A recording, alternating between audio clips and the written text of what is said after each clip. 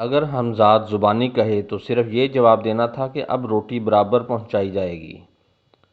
اگر خواب یا تحریر سے کہے تو پھر جواب کی کوئی ضرورت نہیں۔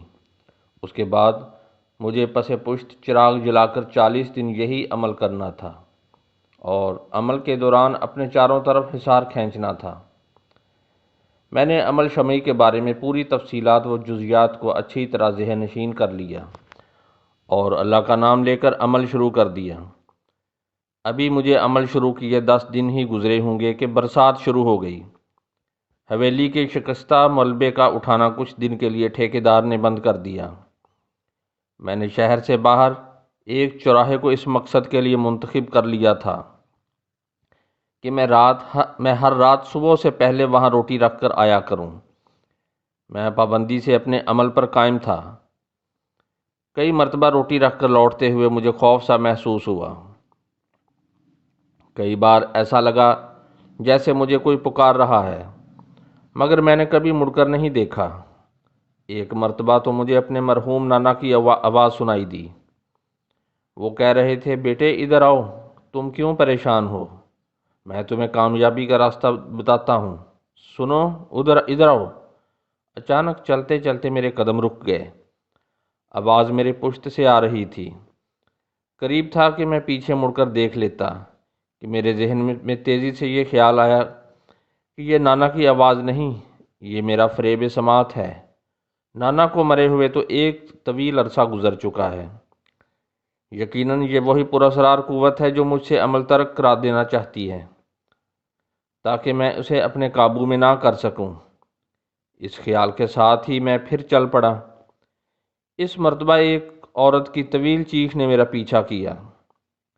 اندھیری رات، دور دور تک سناٹا، شہر سے باہر ویرانہ، قریب ہی ایک قبرستان۔ مجھے طرح طرح کے خیالات ستانے لگے، مگر میں جی کڑا کیے سب کچھ سنتا اور درگزر کرتا ہوا اپنی حویلی کی طرف چلا آ رہا تھا۔ پھر تو ہر رات یہ معمول ہو گیا کہ مجھے کوئی نہ کوئی ہیبت ناک واقعہ پیش آتا۔ میں نے 22 دن پورے کر لیے، اور جیسے ہی اپنی حویلی آ کر صبح کی نماز پڑھ کر میں سویا، میں نے ایک بہت ہی بھیانک خواب دیکھا۔ میں نے دیکھا کہ میں اپنے کمرے میں حصار کھینچے عمل پڑھنے میں مصروف ہوں کہ حصار سے باہر مجھے ایک شخص نظر آیا۔ اس شخص کی پشت میری طرف تھی۔ اس شخص نے ہاتھ ہوا میں بلند کیا اور اس کے ہاتھ میں کچھ لکڑیاں نہ جانے کہاں سے آ گئیں۔ وہ لکڑیاں جمع کرتا رہا، اور جب خاصی جمع ہو گئیں تو اس نے کسی نادیدہ شخص سے پکار کر کہا، اینٹیں، اور دوسرے ہی لمحے بہت سی اینٹیں اس شخص کے پاؤں کے پاس رکھی تھیں جو اس سے پہلے وہاں نہیں تھی۔ اس شخص نے ذرا فاصلے سے اینٹیں تلے اوپر رکھ کر ایک چولہا سا بنا دیا، پھر اس میں لکڑیاں رکھ دیں۔ اب تک اس کا چہرہ میری طرف نظروں سے اوجھل تھا۔ کڑاؤ، اس شخص کی آواز پھر سنائی دی۔ اس مرتبہ میں کچھ چونک سا پڑا، اس لیے کہ اس کی آواز بہت حد تک میری آواز سے مشابہت تھی۔ میں نے دیکھا کہ دوسرے ہی لمحے چولہے پر ایک بڑا کڑاؤ رکھا ہوا تھا۔ پھر وہ شخص زور سے چیخا، اس میں تیل بھی ڈالو۔ اب جو میں نے دیکھا تو ایسا لگا ٹین کے کنستر جن میں سرسوں کا تیل بھرا تھا خود بخود آ کر کڑاؤ میں اپنا تیل الٹ رہے ہیں، جبکہ انہیں الٹنے والے قطعی نظروں سے اوجھل تھے۔ میں اسی طرح حصار میں بیٹھا ہوا حیرت سے یہ سب کچھ دیکھ رہا تھا۔ جب تیل اس بڑے کڑاؤ میں لبالب بھر گیا تو اس شخص نے چولہے میں آگ لگا دی۔ کچھ دیر بعد کڑاؤ میں تیل کھولنے لگا۔ اس شخص نے پھر کسی نادیدہ وجود کو مخاطب کر کے کہا، شیخ کرامت کو لاؤ، اور اس کے ساتھ ہی میں نے دیکھا کہ میں اس کے پیروں کے پاس پڑا ہوں۔ میرے ہاتھ پیر بندھے ہوئے ہیں، میں حصار میں بیٹھا ہوا یہ سب کچھ حیرت سے دیکھ رہا تھا، اور میری عقل حیران تھی۔ میں جب کہ حصار میں موجود ہوں تو وہ کون ہے جو اس شخص کے پیروں کے پاس بندھا پڑا ہے؟ لیکن مجھے سوچنے کا وقت نہیں ملا۔ اس شخص نے بڑے اطمینان سے اپنی کمر میں بندھا ہوا خنجر کھینچا اور میری گردن پر پھیر دیا، یعنی میرے اس وجود کی گردن پر جو حصار سے باہر تھا۔ یا جو میرا ہم شکل تھا؟ میرے منہ سے چیخ نکلتے نکلتے رہ گئی، مگر میں نے عمل پڑھنا ترک نہ کیا۔ اس شخص نے میرے ہم شکل کا گلا کاٹ کر الگ کر دیا۔ میں دیکھ رہا تھا کہ اس کے کٹے ہوئے نرخرے سے تازہ تازہ خون بہہ کر میرے کمرے میں چاروں طرف پھیل رہا تھا۔ پھر اس شخص نے میرے دوسرے وجود کے پاؤں کاٹے۔ اس کے بعد اس نے میرے پاؤں اور سر پکڑ کر کھولتے ہوئے کڑاؤ میں ڈال دیے، اور پھر چند لمحے بعد ہی انہیں نکال لیا۔ وہ میرا سر کھا رہا تھا کہ اچانک اس کے چہرے کا رخ میری طرف ہو گیا اور میرے منہ سے چیخ نکل گئی۔ وہ شخص بھی قطعی میرا ہم شکل تھا۔ چیخ کے ساتھ ہی میری آنکھ کھل گئی۔ میں سمجھ گیا کہ یہ ڈراؤنا اور بھیانک خواب اس پراسرار قوت کی طرف سے میرے لیے ایک تنبیہ ہے، لیکن میں تو اپنی زندگی کا حاصل ہی اب حمزاد کو اپنے قابو کرنا بنا چکا تھا۔ اس لیے رات ہوتے ہی میں نے اپنا عمل شروع کر دیا۔ آج سے مجھے چراغ جلا کر عمل کرنا تھا، اور آج روٹی بھی نہیں پہنچانی تھی۔ میں نے اپنے چاروں طرف پہلے حصار کھینچا اور اس کے بعد عمل شروع کر دیا۔ میری پشت چراغ کی طرف تھی اور میرا سایہ سامنے پڑ رہا تھا۔ اس وقت رات کے ٹھیک 12 بجے تھے۔ ابھی مجھے عمل شروع کیے 1 گھنٹہ بھی نہ گزرا ہوگا کہ مجھے محسوس ہوا جیسے اس بند کمرے میں صرف میں ہی اکیلا نہیں ہوں، کوئی اور بھی ہے۔ یہ خیال آتے ہی میرے رونگٹے کھڑے ہو گئے۔ اچانک ایک زوردار آواز کے ساتھ دروازہ کھلا اور ہوا کا ایک تیز و تند جھونکا کمرے میں داخل ہوا۔ مجھے لگا جیسے چراغ کی لو بہت زور سے تھر تھرائی ہو، مگر کمرہ ابھی بھی روشن تھا، جس سے میں نے اندازہ لگایا کہ ابھی میری پشت پر چراغ جل رہا ہے۔ مگر اس تیز ہوا میں چراغ کیوں نہیں بجھتا؟ اس خیال کے ساتھ ہی مجھے یاد آیا کہ یہ سب کچھ میرا وہم اور فریب نظر بھی ہو سکتا ہے۔ اس کے ساتھ ہی میں پھر پوری توجہ کے ساتھ عمل پڑھنے میں مصروف ہو گیا۔ میرا سایہ بھی اب کانپنے لگا تھا، جیسے چراغ کی لو بہت تیزی کے ساتھ تھر تھرا رہی ہو۔ لیکن اب میں ایک نتیجے پر پہنچ چکا تھا کہ یہ سب وہم ہے۔ میرے کمرے کا دروازہ بدستور بند ہے اور ہوا بھی کمرے میں تیزی کے ساتھ نہیں آ رہی۔ یہ سب اس نادیدہ اور پراسرار قوت کے کرشمے ہیں جسے بس میں کرنے کے لیے میں یہ سب کر رہا تھا۔ ایک مرتبہ پھر آندھی کا سا شور سنائی دیا، اور اس کے ساتھ میں نے دیکھا کہ میرے سامنے حصار سے باہر کوئی شخص میری طرف پشت کیے کھڑا ہے۔ میں چونک پڑا۔ یہ تو وہی خواب والا شخص معلوم ہوتا ہے۔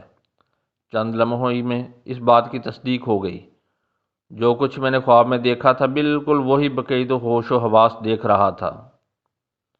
اور جب وہ منظر میری آنکھوں کے سامنے آیا کہ وہ اجنبی شخص میرا ہم شکل کا سر کھا رہا ہے اور اس کا چہرہ میری طرف ہے، تو میرے منہ سے چیخ نکلتے نکلتے رہ گئی۔ میں اسے دیکھنے پر مجبور تھا، اس لیے کہ وہ میرے سائے کے برابر ہی بیٹھا ہوا تھا، اور مجھے اپنا عمل جاری کر رکھنے کے لیے سائے کی طرف دیکھنا لازمی تھا۔ یہ سارا منظر میرے سامنے کے بالکل برابر نظر آ رہا تھا۔ میں نے اپنے عمل کی رفتار تیز کر دی۔ اس سے میرے دل کو کچھ تقویت ہوئی۔ سائے پر آنکھیں جمائے ہوئے مجھے کافی وقت گزر چکا تھا، اور اب میری نظریں تھکنے لگی تھی۔ میں نے سائے سے نظر ہٹا کر چھت کی طرف دیکھا تو حیران رہ گیا۔ چھت غائب تھی اور آسمان پر تارے چمکتے نظر آ رہے تھے۔ میں چکرا گیا، آخر چھت کہاں گئی؟ لیکن اس وقت مجھے خیال آیا کہ وہ بھی فریب نظر ہو سکتا ہے۔ میں نے چشم تصور سے دیکھا کہ ایک دھندلا سا ہیولا آسمان کی پہنائیوں میں نظر آ رہا ہے۔ اسی وقت میں نے پلکیں جھپکائیں اور اب جو نیچے اپنے سائے کی طرف نظر کی تو اس کے قریب میرا ہم شکل کا کٹا ہوا سر تھا، اور نہ وہ میرا ہم شکل۔ اب عمل کا وقت بھی تقریباً پورا ہونے والا تھا۔ مجھے کہیں دور سے اذان کی آواز سنائی دی، اور میں نے عمل پڑھنا روک دیا۔ یہ عمل مجھے رات 12 بجے سے صبح اذان ہونے تک پڑھنا تھا۔ میں حصار سے باہر آیا، چھت کی طرف دیکھا تو چھت اپنی جگہ موجود تھی۔ کمرے میں سب کچھ اسی طرح تھا جیسے رات کو تھا۔ میں نے ایک بڑی سخت اور عذابناک رات گزاری تھی۔ فجر کی نماز پڑھ کر میں سو گیا۔ سو کر اٹھا تو مجھے صرف اتنا یاد تھا کہ میں نے خواب میں حمزاد کو دیکھا ہے، جس نے مجھے روٹی نہ پہنچانے کی شکایت کی ہے۔ میں نے سوچا اس کا مطلب یہ ہے کہ میرا عمل کامیاب جا رہا ہے۔ مجھے معلوم تھا کہ اب مجھے روٹی کہیں کسی چوراہے پر جا کر نہیں رکھنی پڑے گی، بلکہ اپنے کمرے ہی میں عمل کے دوران اپنے حصار کے اندر اس پر دم کر کے رکھنی پڑے گی، اور عمل ختم کر کے روٹی حصار ہی میں چھوڑ کر کچھ عرصے کے لیے کمرہ خالی چھوڑ دینا ہوگا۔ رات ہوئی تو میں نے یہی کیا، اور صبح جب میں اپنی ہی حویلی کے ایک کونے میں کمرے میں نماز پڑھ کر اس کمرے میں داخل ہوا جس میں عمل کر رہا تھا، تو یہ دیکھ کر دنگ رہ گیا کہ روٹی غائب تھی، جبکہ میں کمرہ باہر سے لگا کر گیا تھا اور نماز پڑھ کر آنے کے بعد خود کھولا تھا۔ میرا عمل پورا ہونے میں اب صرف 9 دن باقی تھے۔ دوپہر کا وقت تھا، میں ظہر کی نماز پڑھنے اور کھانا کھانے اٹھا تھا۔ کسی نے پھاٹک کھٹکھٹایا۔ میں نے اٹھ کر پھاٹک کھولا، دیکھا تو ٹھیکیدار عبدالستار کھڑے ہیں۔ وہ مجھے دیکھ کر بولے، میاں یہ تم نے کیا حال بنا رکھا ہے؟ صورت نہیں پہچانی جاتی، آخر ہو کن چکروں میں؟ تم تو ایسے ہی اپنے حویلی میں قید ہوئے ہو کہ کہیں دکھائی ہی نہیں دیتے۔ دن رات گھر میں پڑے کرتے کیا رہتے ہو؟ کچھ پتہ تو چلے۔ میں نے خان صاحب کو اندر بلا لیا اور اپنے کمرے میں بٹھا کر بولا، بس خان صاحب ایسا ہی ایک کام ہے جس کے لیے مجھے تنہائی چاہیے۔ خان صاحب میری بات سن کر ہنسے اور بولے، میاں ساجزادے کیا کیمیا بنا رہے ہو؟ امان اس چکر میں نہ پڑنا، اچھے اچھے خان ٹھکانے لگ گئے ہیں، اس میں لاکھوں کے گھر خاک ہو گئے، ہاتھ کچھ بھی نہیں آئے گا، جو پاس جمع پونجی ہے وہ بھی گنوا بیٹھو گے۔ میں نے کہا، خان صاحب میرے پاس کون سی ایسی دولت رکھی ہے جو یہ شوق کروں، اور پھر کیمیا گری سے میرا کیا واسطہ؟ میری بات سن کر خان صاحب نے کہا، خیر میاں تم جانو، میں تو اس لیے آیا تھا کہ میرا ارادہ ہے کہ کل سے کام شروع کرا دوں، بارش بھی بند ہو گئی ہے، کیونکہ تمہارا کیا خیال ہے؟ جیسی آپ کی مرضی، میں نے جواب دیا۔ اس کے بعد خان صاحب چلے گئے۔ دوسرے دن سے پھر ملبہ اٹھنے لگا۔ حویلی پرانے وقتوں کی بنی ہوئی تھی، ککیا اینٹ کی، جگہ جگہ پتھر بھی استعمال کیا گیا تھا۔ خان صاحب اینٹیں، پتھر اور دوسرا سامان اٹھوانے میں مصروف رہتے۔ خان صاحب دل کے ذرا کنجوس ہی واقع ہوئے تھے، وہ رتی بھر ملبہ حویلی میں نہیں چھوڑنا چاہتے تھے۔ میں اپنے عمل میں مصروف رہا، اور اب اس عمل کی آخری رات تھی۔ اس رات مجھے پوری طرح محتاط و ہوشیار رہنا تھا۔ میرے علم میں تھا کہ میرے مستقبل کا دار و مدار اسی رات پر ہے۔ مجھے نہ ڈرنا ہے، نہ اپنا عمل ترک کرنا ہے۔ اس رات میں تمام راتوں سے زیادہ مستعد اور چاق و چوبند تھا، مگر خلاف معمول وہ رات سکون سے گزر گئی۔ عمل ختم کر کے میں نے نماز پڑھی، اور نماز پڑھتے ہی ایک دم مجھ پر غنودگی سی طاری ہو گئی، جو اس سے پہلے ایک دم اس طرح کبھی طاری نہیں ہوئی تھی۔ میری آنکھ کسی کے زور زور سے دروازہ پیٹنے پر کھلی۔ میں کچی نیند میں اٹھا دیا گیا تھا۔ کوئی میرے کمرے کا دروازہ مسلسل پیٹ رہا تھا۔ میں اٹھا اور دروازہ کھول دیا۔ میں نے دیکھا کہ 8-10 مزدور دروازے کے باہر کھڑے ہیں، اور ان کے چہروں پر ہوائیاں اڑ رہی ہیں۔ ان میں سے ایک مجھے دیکھ کر ہکلایا، چراغ چراغ! کیا بات ہے، صاف بتاؤ، کیسا چراغ؟ کیا کہنا چاہتے ہو تم؟ میں نے اسے پوچھا۔ کافی دیر بعد وہ اس قابل ہوئے کہ اپنی بات کا اظہار کر سکتے۔ ان کی بات سن کر میں بھی چکرا گیا۔ انہوں نے بتایا کہ وہ شکستہ حویلی کے ایک حال نما بڑے کمرے کی ایک بنیاد کھود رہے تھے کہ تقریباً 10 فٹ نیچے ان میں سے ایک کی کدال کسی ایسی چیز سے ٹکرائی، جس سے ٹکرانے کے بعد بالکل ایسی ہی آواز آئی جیسے کدال کسی دیگ سے یا کسی پتل کے برتن سے ٹکراتا ہو۔ وہ سمجھے کہ یقیناً یہاں کوئی چیز دفن ہے۔ انہوں نے جلدی جلدی آس پاس کا ملبہ صاف کیا، لیکن ملبہ ہٹانے کے بعد یہ دیکھ کر حیرت زدہ رہ گئے کہ وہاں کچھ بھی نہیں تھا۔ کسی نے بنیاد پر پھر کدال چلائی، پھر ویسی ہی آواز سنائی دی۔ انہوں نے جلدی جلدی بنیاد میں لگی ہوئی ککیاں، اینٹیں ہٹانا شروع کر دیں۔ لیکن ایک مرتبہ اینٹیں ہٹاتے ہٹاتے وہ سب اچھل پڑے۔ بنیاد میں تقریباً 10 فٹ نیچے کی بنیاد کے اندر ایک خانہ سا بنا ہوا تھا، جس میں ایک کانسی کا چراغ رکھا ہوا تھا جو روشن تھا۔ کانسی کا چراغ؟ میں نے سوچا، میں بھی تو اپنا عمل ایک ایسے ہی کانسی کے چراغ کے ذریعے کر رہا تھا۔ ایک دم میری نظریں اس طرف اٹھ گئیں جہاں میرا چراغ رکھا ہوا تھا۔ میں چونک پڑا، چراغ غائب تھا۔ میں نے مزدوروں سے کہا، تم لوگ چلو، میں ابھی آتا ہوں۔ ان کے جانے کے بعد میں نے تمام کمرے میں اپنا چراغ ڈھونڈا، مگر اس کا کہیں پتہ نہیں تھا۔ میں صبح کمرے کا دروازہ لگا کر سویا تھا اور مزدوروں کے آنے پر میں نے دروازہ کھولا تھا۔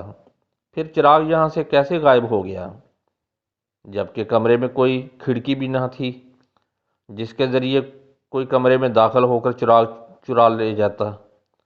چراغ سے مایوس ہو کر میں اپنے کمرے سے نکلا اور حویلی کے شکستہ حصے کی طرف چل دیا۔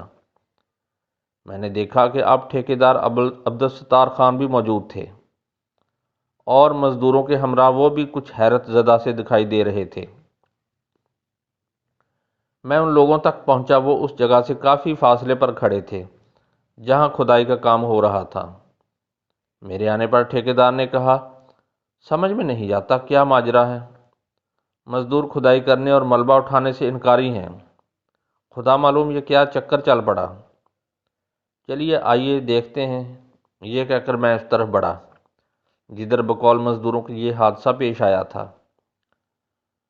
میرے آگے بڑھنے پر خان صاحب کی بھی ہمت بڑھی اور کچھ مزدور بھی ہمارے ساتھ چلنے لگے۔ میں نے اس جگہ پہنچ کر دیکھا کہ واقعی ایک تقریباً 10 فٹ نیچے ایک بنیاد میں چراغ روشن تھا۔ پہلے میں کچھ جھجکا، مگر پھر ہمت کر کے نیچے اتر گیا اور چراغ اس جگہ سے اٹھا لیا۔ وہ اب بھی اسی طرح جل رہا تھا۔ میرے اس طرح چراغ اٹھا لینے پر کچھ لوگوں کے چہرے پر حیرت کے آثار نمودار ہوئے۔ یہ چراغ یہاں کس نے رکھا تھا؟ میں نے مزدوروں کو مخاطب کر کے سختی سے پوچھا۔ میرا خیال تھا مزدوروں ہی میں سے کسی کی یہ حرکت ہے، مگر میرے اور ٹھیکیدار کے لاکھ سختی سے پیش آنے کے باوجود کوئی مزدور یہ بتانے پر تیار نہ ہوا، بلکہ انہوں نے قسمیں کھا کھا کر یقین دلایا کہ چراغ انہوں نے اسی طرح بنیاد کے اندر جلتا ہوا دیکھا تھا۔ یہ چراغ میرے خیال کے مطابق وہی تھا جس کے ذریعے میں نے اپنا عمل کیا تھا۔ میں نے آیت الکرسی پڑھ کر چراغ کو گل کر دیا اور باہر نکل کر ٹھیکیدار سے بولا، یہ چراغ میرا ہے، کل ہی میرے کمرے سے کسی نے اسے چرایا تھا، اور یقیناً یہ حرکت یہیں کام کرنے والوں میں سے کسی کی ہے۔ فکر کی کوئی ایسی بات نہیں، کسی نے مجھے اور آپ کو ڈرانے کے لیے یہ حرکت کی ہے۔ میرا خیال ہے آپ کا کام شروع کرا دیجئے۔ ٹھیکیدار میری باتوں سے مطمئن ہو گئے، ہرچند کہ میں ابھی پوری طرح مطمئن نہیں تھا اور میری سمجھ میں نہیں آیا تھا کہ یہ سب کیا ماجرا ہے۔ ٹھیکیدار نے مزدوروں سے کام جاری رکھنے کے لیے کہا، لیکن ان میں سے کوئی بھی کام کرنے پر آمادہ نہیں ہوا۔ مجبوراً ٹھیکیدار کو کہنا پڑا، اچھا ٹھیک ہے، تم لوگ اپنا حساب لے جاؤ، میں دوسرے مزدوروں کا انتظام کر لوں گا۔ ان سب کو چھٹی دے دی گئی، لیکن ٹھیکیدار صاحب کا خیال غلط ثابت ہوا۔ وہ دن بھر دوسرے مزدوروں کی تلاش میں رہے، مگر کوئی بھی یہاں کام کرنے پر راضی نہ ہوا۔ تمام شہر میں یہ عجیب و غریب واقعہ مشہور ہو گیا اور یہ خبر میرے دوستوں تک بھی پہنچی۔ وہ بھی اس کی تصدیق کرنے میرے پاس آئے۔ غرض کے دن بھر لوگ آتے رہے اور وہ جگہ دیکھتے رہے جہاں سے چراغ نکلا تھا۔ عشاء کی نماز پڑھ کر آج پہلی مرتبہ میں نے رات کو سونے کی تیاری کی تھی۔ میں عمل تو پورا کر ہی چکا تھا اور اب کسی قدر مایوس بھی تھا، اس لیے کہ آج پورے 40 دن مکمل ہو چکے تھے، لیکن اب تک اس پراسرار قوت نے خود کو ظاہر نہیں کیا تھا۔ نہ جانے لیٹے لیٹے میرے دل میں کیا آئی کہ میں نے اس چراغ کو اٹھایا اور زور زور سے زمین پر گھسنے لگا، مگر لا حاصل، اس کا کوئی نتیجہ برآمد نہیں ہوا۔ اس کے بعد میں نے چراغ اپنے تکیے کے نیچے رکھا اور سونے کے لیے لیٹ گیا، لیکن نیند جیسے میری آنکھوں سے کوسوں دور چلی گئی تھی۔ اب کیا ہوگا؟ کیا میں دوبارہ عمل شروع کر دوں؟ میں سوچ رہا تھا، یا پھر اس زندگی کی طرف لوٹ جاؤں جو تلخیوں، ناکامیوں اور محرومیوں سے بھری پڑی ہے۔ بہت دیر تک میں ان باتوں پر غور کرتا رہا۔ پھر میں نے سونے کی کوشش کی، مگر نیند اب بھی مجھ سے دور تھی۔ مجھے نیند کیوں نہیں آ رہی؟ شاید اس لیے کہ آج رات میں بھوکا ہوں۔ میں خود ہی سوال کر رہا تھا اور خود ہی ان کا جواب بھی دے رہا تھا۔ تھکن اور بھوک کے ساتھ ناکامی کے احساس نے مجھے نڈھال کر دیا تھا۔ مجھ پر غنودگی سی طاری ہونے لگی اور قریب تھا کہ میں سو جاتا۔ مجھے یوں لگا جیسے کسی نے میرے سرہانے سے تکیہ کھینچ لیا۔ میں ہڑبڑا کر اٹھ بیٹھا۔ تکیہ واقعی پلنگ کے نیچے تھا۔ میں نے جھک کر تکیہ اٹھا لیا۔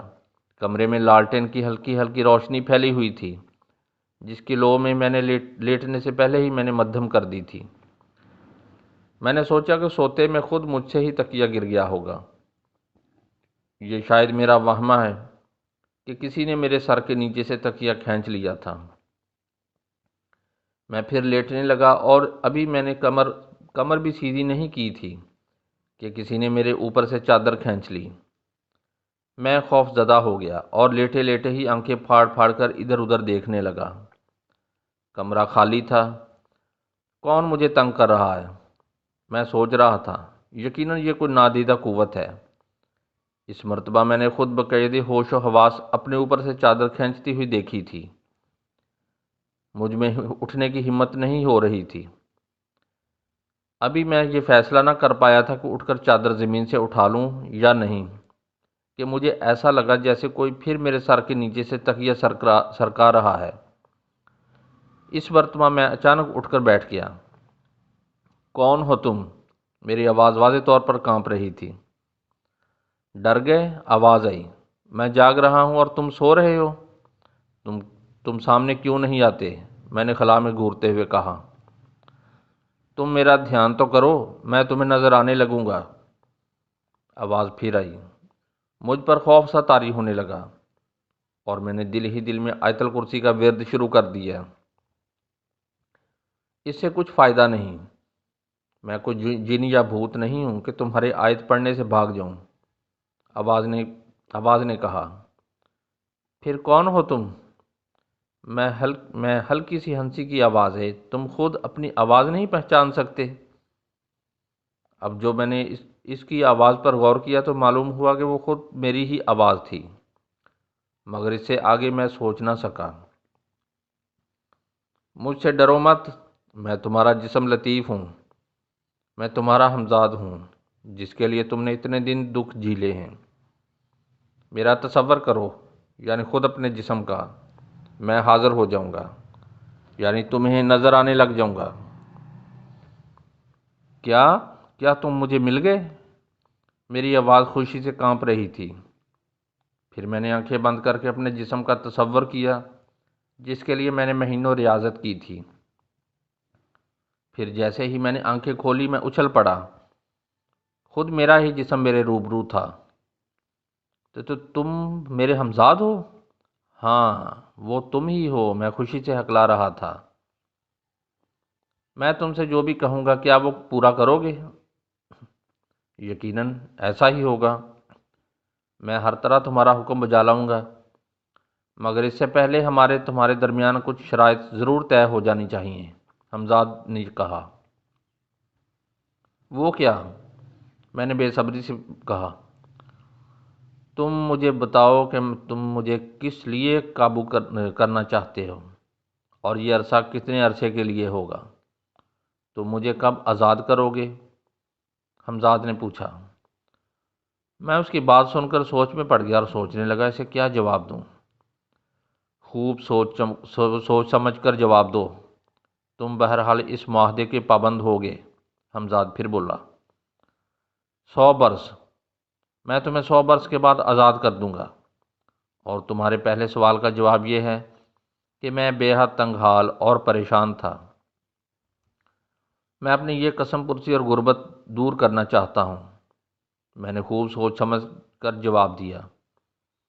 میں نے سوچا تھا کہ اگر میں جیا بھی تو زیادہ سے زیادہ 100 برس جیوں گا، تو ایک طرح سے میں نے اپنی ساری زندگی کے لیے حمزاد کا قرب حاصل کر لیا ہے۔ میری بات سن کر وہ بولا، منظور ہے، لیکن تمہیں بھی میری ایک شرط کا خیال رکھنا پڑے گا، وہ یہ کہ تم ہر وقت پاک رہو گے۔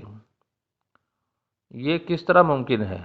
میں نے کہا، ہاں یہ ہو سکتا ہے کہ جب میں تمہیں طلب کروں تو پاک رہوں، اور میرا خیال تو یہ ہے کہ تم اس وقت میرے سامنے آؤ جب میں تمہیں پکاروں یا تمہارا تصور کروں۔ میں تم سے اس بات کا عہد کرتا ہوں کہ میں ناپاکی کی حالت میں کبھی نہیں تمہیں بلاؤں گا۔ ہاں ٹھیک ہے، اگر تم مجھے بلاؤ گے بھی تو ایسی حالت میں میں خود بھی نہیں آ سکتا، اس لیے کہ میں تو ایک روح ہوں اور روح پاک ہوتی ہے۔ اس کے علاوہ میں تمہارا ہر حکم بجا لاؤں گا جو بھی میری دسترس میں ہوا۔ اگر تم میری پراسرار قوتوں سے ناشنا ہو تو میں تمہیں اپنے بارے میں بتا سکتا ہوں، حمزاد بولا۔ نہیں، میں تمہاری قوتوں سے واقف ہوں، مجھے بتانے کی یہ ضرورت نہیں۔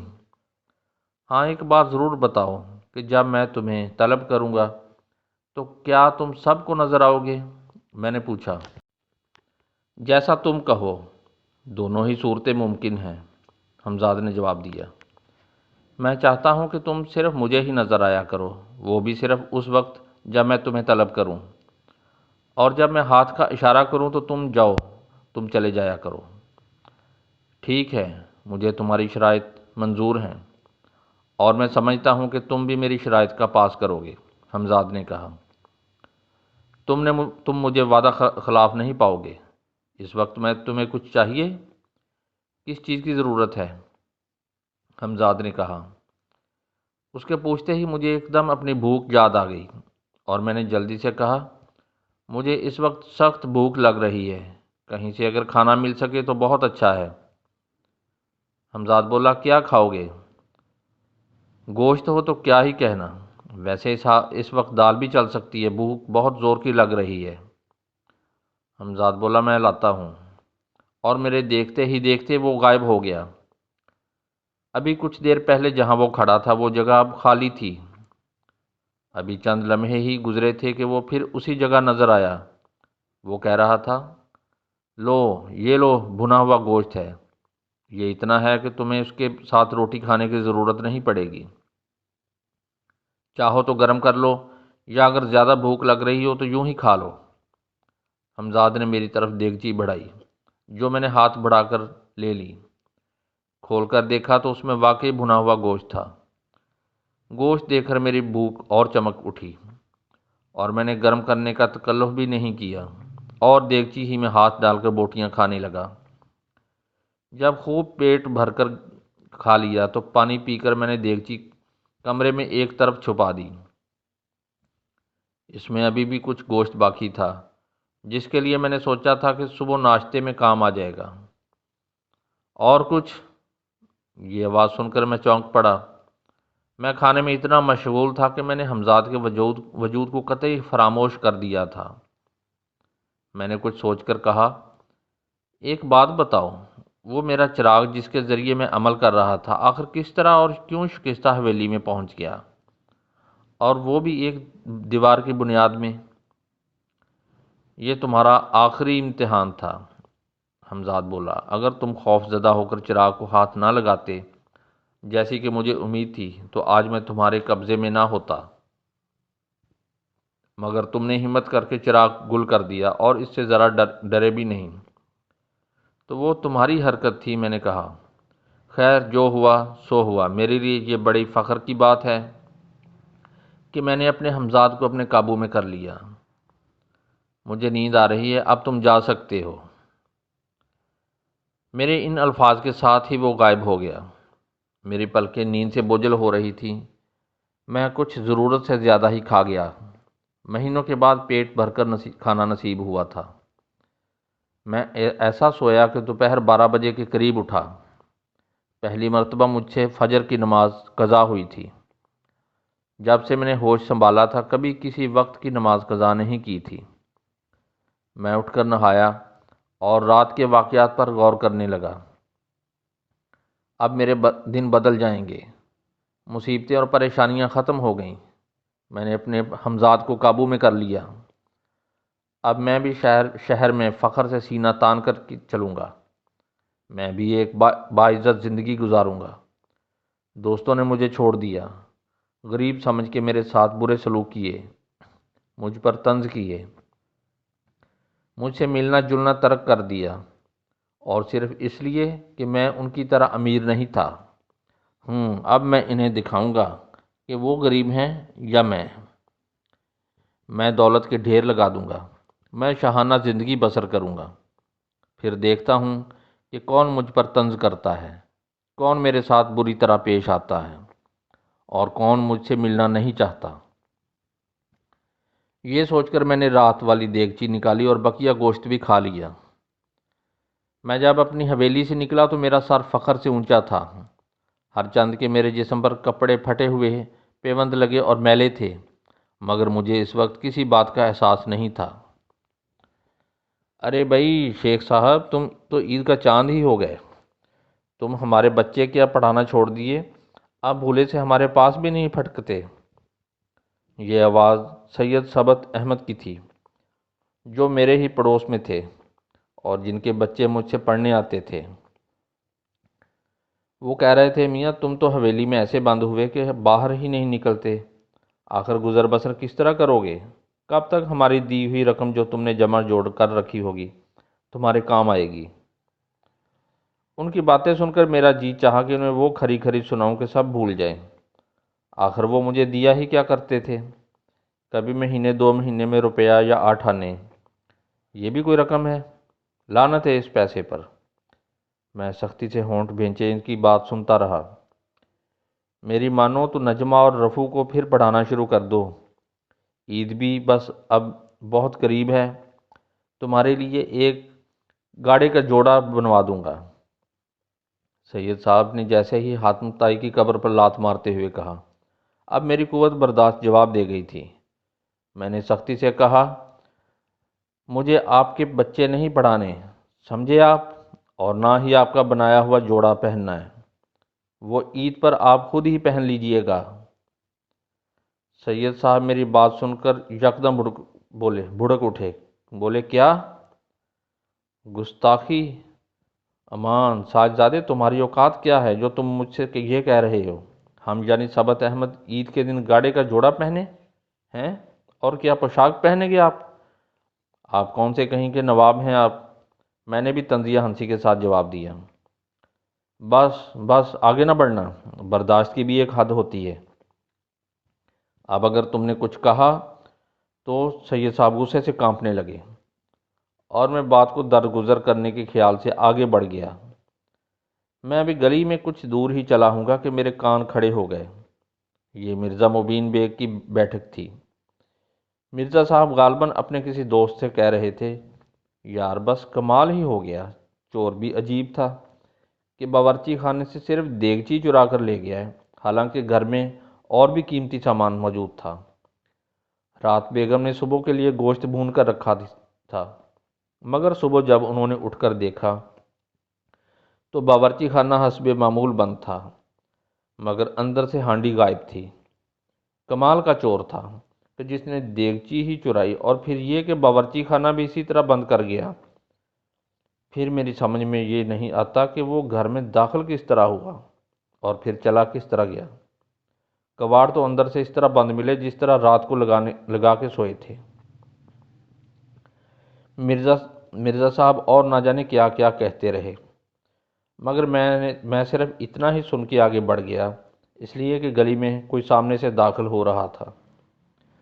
اچھا تو وہ دیگچی مرزا صاحب کی تھی، واہ یہ بھی خوب رہی، حضرت چوری کر کے لائے، میں سوچ رہا تھا، اور میرے ہونٹوں پر مسکراہٹ پھیل گئی۔ ہفتہ بھر بعد ہی پورا بدایوں میں یہ سمجھنے لگا کہ مجھے کوئی بہت بڑا دفینہ مل گیا ہے۔